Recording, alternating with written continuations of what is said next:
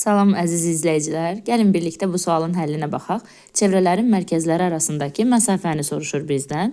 İlk öncə çevrələrin mərkəzlərini tapmaq lazımdır. İlk çevrəmizin mərkəz koordinatlarını yazırıq.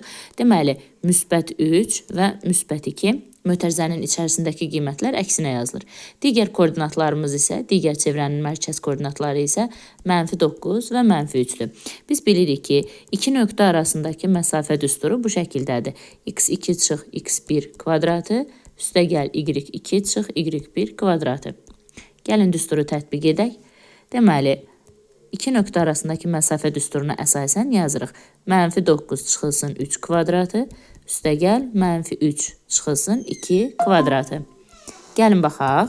Deməli, -12-nin kvadratı 144, -5-in kvadratı 25, 169 və 169-dan kök 13 çıxır.